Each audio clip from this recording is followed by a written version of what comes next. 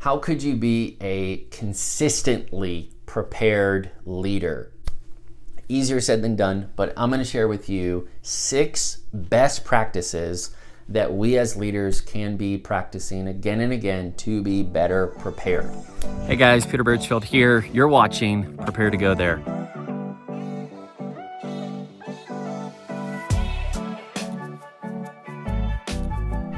Hey guys, I know that you are doing awesome things and you need to get on with it. So let me tell you the 6 best practices that I am practicing to stay better prepared as a leader. They are weekly planning, pre-work, work journal, future-focused work, calendar-based organization, and reset to ready. Have an awesome day. No, I'm kidding.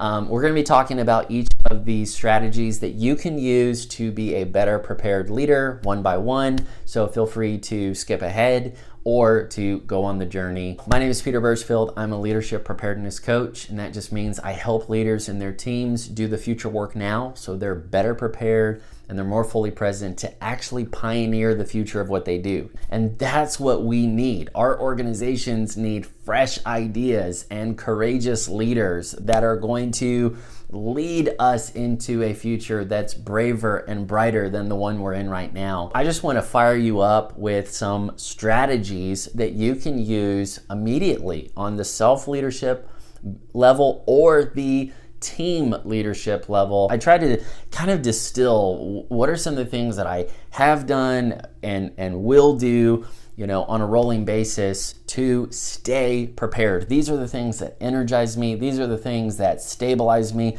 These are the things that mobilize me as a leader. Without that dynamic that helps us lean ahead, to look ahead, to work ahead, then we're always going to be feeling behind. And I don't think a blindsided leader is really prepared to lead the team. We got to be engaged in doing the future work now. The first thing I do is weekly planning. It's so easy, and yet we skip it so often. And I want to encourage you, make a appointment with yourself every single week. Now for me, I do it on Future Friday. I've done other videos on that. You can check it out. You need to have a weekly planning session. It's easier than you think.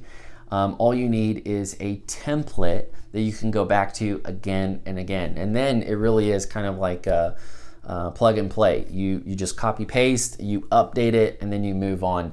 Even if you do not execute that weekly plan perfectly, you have a far, far, far better chance of leading, actually being proactive and preemptive in the work that you do than just showing up trying to figure out what you're going to do next.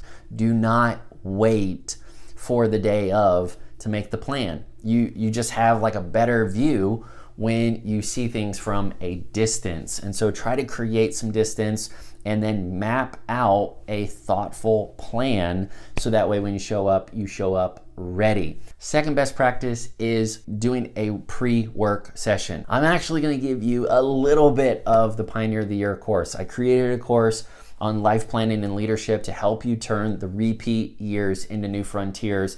And it really has been the game changer for me in my own leadership journey because I figured out the mindsets and the skill sets that help me get past all the things that were holding me back. The indecision, the clutter, the self-sabotage, the apathy. And I figured out how to actually lead myself, how to pioneer the future, so that way I'm moving on with new phases of my life and I'm actually capable of creating the future that's been on the inside for a long time.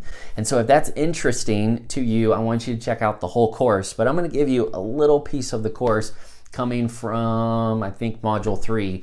But I like to have a pre-work session. A lot of people, they just show up and they just work. They just do the work as is, as best they can. And what always happens is you show up and realize that there's something you don't have. Oh, I needed to get that, or I need to look up that email, or I need to text that person.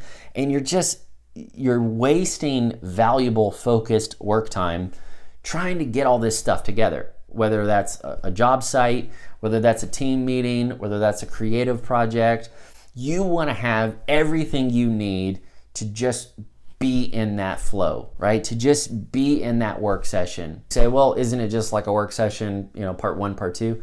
It can be if you want to look at that, but pre-work will set you up for real work, not fake work, which is basically you wasting your time trying to catch up on things you could have thought ahead with. So I've done the weekly planning, then I've done the pre-work for those work sessions. Now I'm showing up to do the work. It is, game day, and I'm ready to clock in and go to it. The third best practice is a work journal. This is kind of a hybrid of journaling and time tracking, but I have a dedicated place where I can just think through what I'm working on in that specific lane. For every team that I'm a part of, I have a work journal, and then each entry in that work journal is a work session. Whenever I'm working on this for Prepare to Go There, I will pull up a new note and put in the date and put in kind of a little summary of what I'm working on, and maybe even some things that I'm thinking about. It just becomes a paper trail. It helps. Instead of making a to-do list, I kind of just have a to-done list. I don't know if that makes sense. What matters is that you're focused and that you're actually leading yourself towards intentional objectives. What I found is that your focus will leak and your time will get away from you. You kind of scratch your head and say, where did the day go? Or what did I do last week? Having that paper trail is going to clarify where you've been and then give you more confidence to continue in that plan, in that direction that you've been working towards. So the fourth best practice is having a future focused work session. And this means that I'm going to commit to a dedicated period of time to work on something in my future. This is not going to be the only kind of work you do, but you do need to commit future focused work sessions into your calendar. Most of your time, you're going to be helping other people, working on the business, working on the team, doing stuff, having fun.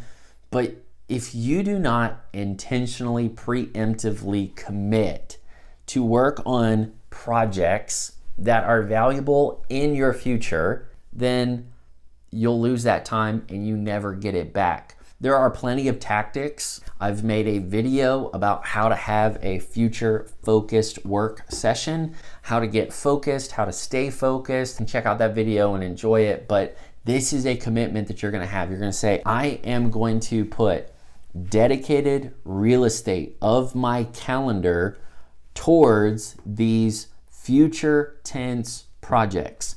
They're not coming up yet, but they are important enough to get working on now.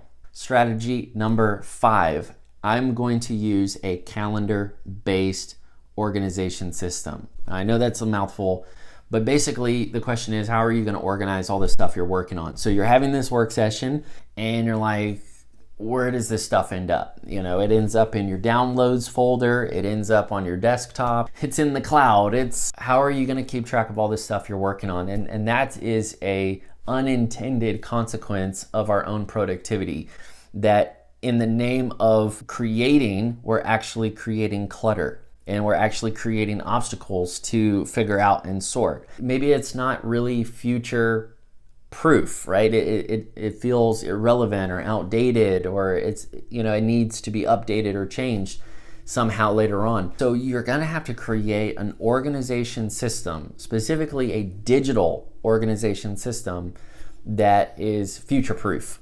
And so the way you're gonna do this is with a calendar-based organization system. Otherwise, what's gonna happen is you're just gonna have this really long filing cabinet system, and it's just gonna collect digital dust, and you're not gonna wanna see. It's just gonna be kind of like this digital hoarder's nest, and you never want to go in there because it's not organized and it's scary, and that's where your files go to die. We want to make this organization system actionable, simple, and effective. The way we're going to do that is by actually working on things that are on the calendar, creating the system to keep us engaged with being future focused. It is laid out in a way where the work itself leans forward. The work itself has a built-in motivation, because as you just work in and on this organization system,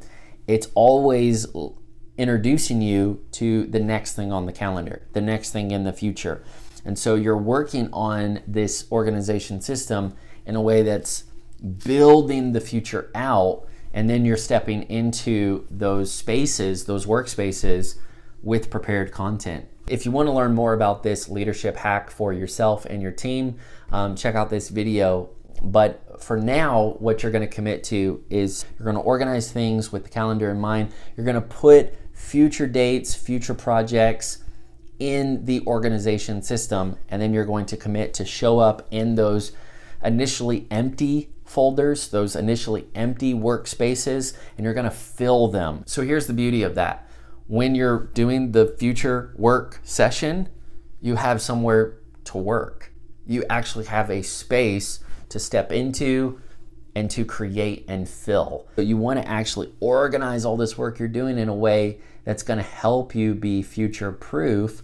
So when you show up, everything you've been working on is waiting on you, finished. Doesn't that sound like really good? The last best practice to be a better prepared leader is reset to ready. This is another tactic that comes from the course Pioneer of the Year. You can check out that course at pioneeroftheyear.com. But I love this so much. I talk about it a lot, and I want you to try it. For example, let's say you have a great dinner and all the dishes are there, all the cookware out, and you're wondering, it doesn't matter, we'll just go to sleep and we'll wash it in the morning. I really want to challenge you, don't leave that space until it is reset for ready. Reset it to ready. The computer is ready for the next work session. The calendar is ready for the next week.